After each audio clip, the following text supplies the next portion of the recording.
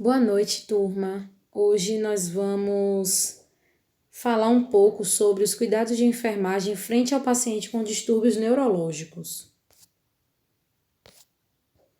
Os distúrbios neurológicos são variáveis desde cefaleia ocasional, que não promove interrupção das atividades, até as enfermidades agudas e crônicas debilitantes e ameaçadoras para a vida. No cuidado ao paciente com distúrbios neurológicos, o profissional de enfermagem deve conhecer as funções complexas do sistema nervoso, apresentar a capacidade de avaliação, que é altamente desenvolvida, compreensão e sensibilidade quanto à ansiedade e ao medo vivenciado pelo paciente e familiares. Avaliação. O exame neurológico envolve testes das diversas áreas funcionais, incluindo o cérebro, os nervos cranianos, os sistemas motor e sensitivo, além de respostas reflexas. O profissional de enfermagem, no momento dessa avaliação, deve observar, e avaliar a função neurológica do paciente, observando o seu nível de consciência e outros possíveis distúrbios, alterações no estado mental e emocional do indivíduo, por exemplo, se o paciente está confuso, se ele está com amnésia, função cognitiva e a função intelectual desse paciente. Estado de consciência do paciente. O estado de consciência do paciente está ligado a 5 características. Nós temos o estado de alerta, que é quando o paciente está ativo e responde aos mínimos estímulos, e na ausência destes, está desperto e perceptível ao meio. O estado letárgico é aquele que o paciente parece lento ou hesitante ao falar. Aos estímulos tátil, motor e verbal, ele responde e torna-se alerta. Pode também demonstrar uma confusão frente a um problema ou então alguma situação que a gente acabe citando no momento da avaliação. O estado de obnubilação, que é quando o paciente requer estímulos sensoriais mais profundos para produzir uma resposta lenta. Ou seja, a gente vai avaliar esse paciente através do estímulo doloroso. E ele vai responder de uma forma mais lenta, mas vai responder. O estado de torpor, que é quando o paciente não tem resposta verbal ao estímulo doloroso profundo, entretanto, ele pode apresentar movimentos inespecíficos, que a gente costuma dizer que pode ser movimentos involuntários, como um piscar de olhos ou um leve movimento na boca. O estado de coma, que é quando o paciente não apresenta nenhum tipo de resposta ao máximo estímulo. As funções vitais podem ou não estar alteradas. Por exemplo, é um paciente que não responde a um estímulo doloroso de jeito nenhum. No estado de torpor, o paciente ainda apresenta algum estímulo quando a gente faz o doloroso. Mas no estado de coma, ele não apresenta nenhum estímulo quando a gente expõe aquele paciente à dor. O paciente assume algumas posturas, que é a decorticação e desaceleração, e são encontradas nas lesões que afetam o tronco cerebral. E aí a gente entra na escala de Glasgow, que varia de 1 a 5.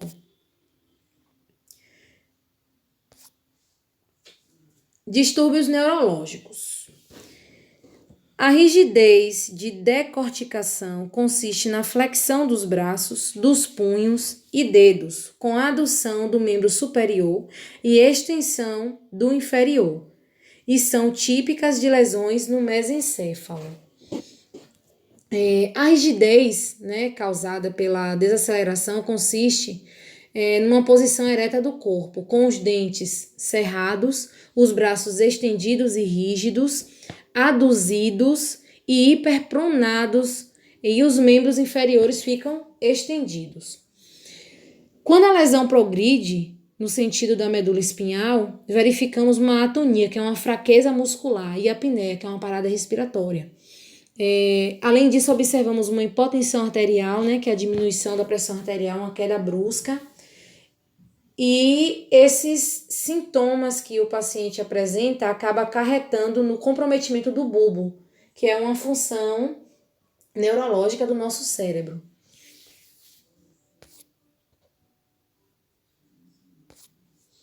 Coma. O coma consiste em uma condição em que todas as funções do organismo estão muito mais reduzidas, sofrendo, ocorrendo a perda completa ou parcialmente da consciência, sem reações nervosas, ou pouca ou nenhuma reação a estímulos externos. Essa condição pode ser induzida pelos médicos em situações críticas ou acontecerem naturalmente como forma do organismo de se proteger e regenerar. Nós temos algumas etiologias, que são caracterizadas como etiologias do coma. Nós temos o acidente vascular cerebral, que é o AVC, os acidentes vasculares cerebrais hemorrágicos, pode acontecer de duas formas, pode ser o isquêmico ou pode ser hemorrágico. Os hemorrágicos ocorrem quando ocorre uma ruptura de algum vaso sanguíneo cerebral, e os acidentes vasculares isquêmicos é quando ocorre uma obstrução da circulação sanguínea, sem hemorragia.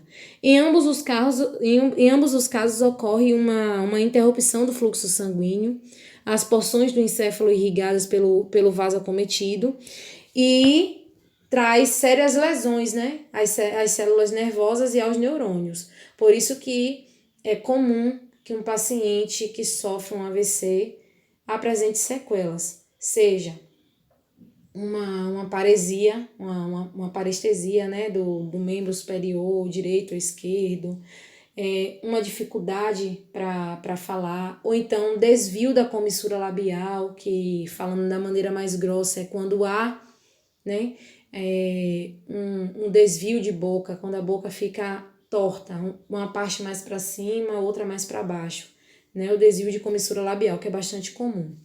Nós temos o traumatismo crânioencefálico, que o coma, nesses casos, ele geralmente é induzido pelo efeito da concussão cerebral, que é quando o cérebro recebe um impacto forte e é jogado contra as paredes do crânio, causando uma lesão difusa ou mesmo uma lesão direta, com perda de massa encefálica, como nos casos que acontecem com lesão por PAF, que é por arma de fogo, que é quando o paciente ele tem um traumatismo crânioencefálico com perda de massa encefálica por causa de um tiro. E quando se há perda de massa encefálica, o paciente não sobrevive. Aquele paciente vai a óbito, infelizmente, porque a perda de massa encefálica é uma perda muito grave e não tem como recuperar. É complicado. Se for levado para cirurgia para tentar recuperar, é uma cirurgia bastante delicada, complicada, mas na maioria dos casos é um caso irreversível, um paciente que vai a óbito por perda de massa encefálica em questão de menos de uma hora. Em menos de uma hora, geralmente, esse paciente vai a óbito. Convulsões, que está relacionada com a crise epilética, Nesse caso, o coma vai durar apenas alguns minutos, que é só um apagão mesmo. E também essas convulsões podem ser causadas por efeito tóxico de alguns medicamentos, drogas ilícitas ou álcool, e até mesmo por causa de uma insuficiência hepática ou renal. Além disso, nós temos a hemorragia cerebral, a infecção, que pode estar relacionada com a meningite, encefalite, sepsis, a falta de oxigênio, que pode estar relacionada com a doença pulmonar grave. E aí entra também a questão de inalação de grandes quantidades de monóxido de carbono, como a fumaça do motor de um automóvel ou de um sistema de aquecimento doméstico. Isso também pode causar um coma. Essa é a nova escala de Glasgow, onde A gente faz a contagem sobre a abertura ocular, a gente vai observar se está acontecendo de maneira espontânea, se está acontecendo apenas ao comando verbal, sob pressão de abertura dos olhos, né, que é quando a gente mesmo pressiona, ou se não tem nenhum estímulo, né, nenhuma abertura, ou NT, que é não tem abertura nenhuma, o paciente não abre mesmo, não há nenhum estímulo. Sobre a resposta verbal, nós vamos observar se ele está orientado e conversando, se está desorientado, se fala apenas algumas palavras ou se emite sons. Se não tem nenhuma dessas, né, dessas que eu acabei de citar, ou se ele mesmo não responde a nada. E a resposta motora, a gente vai observar se vai ser ao comando, se localiza a dor, se tem flexão normal, se a flexão é anormal, se ele apresenta extensão nenhuma ou se não tem nenhum estímulo em relação à resposta motora. Aspectos importantes para avaliação de pacientes inconscientes na UTI. Mudanças a partir de 2018. Com o intuito de que fossem obtidas informações mais precisas sobre o prognóstico do paciente, foi introduzida a avaliação da reatividade pupilar. A reatividade pupilar, ou seja, a reatividade da pupila à luz. Ao contrário dos outros critérios, esse é pontuado de forma decrescente. O pior resultado apresenta a maior pontuação, assim teremos a seguinte atribuição. 2 pontos vai ser quando não vai ter nenhuma reatividade em ambas as pupilas. 1 ponto sem reação em apenas uma das pupilas. 0 pontos caso as duas pupilas estejam funcionando normalmente. Então, vai ser ao contrário. Mais mudanças a partir de 2018, que é a mudança no score total, que antes era de 3 a 15 e agora é de 1 a 15 pontos. A nova aplicação desses pontos normalmente vai se pontuar através de todos os outros critérios. E após a nota final, a gente vai ter o score de reatividade pupilar, que vai ser subtraído desse ponto. Mudança no score total. Agora, 1 a 15 pontos. O cálculo do score será feito da seguinte forma.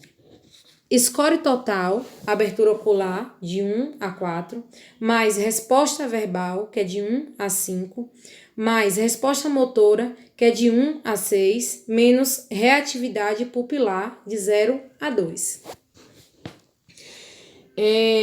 Por exemplo, caso todos os critérios estejam normais, teremos um score de 15. Afinal, as pupilas normais significam 0 pontos a menos. Então, a gente não vai ter como subtrair. Entretanto, caso o paciente apresente a menor pontuação em todos os critérios, teremos um score final de 1. Por exemplo, sobre a abertura ocular, eu tenho 1. Sobre a abertura verbal, eu também tenho 1. Então, eu já vou somar. 1 mais 1, 2. Resposta motora, eu tenho mais 1 também. 1 mais 1 mais 1, 3. Menos, digamos que a reatividade pupilar, esse paciente não tem reatividade pupilar. Então, eu vou subtrair por 2. 3 menos 2, 1. Então, é um paciente que está em estado de coma.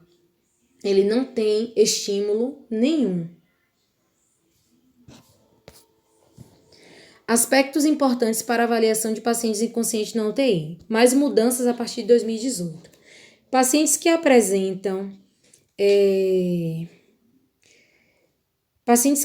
surdez, eles não serão responsivos aos comandos verbais.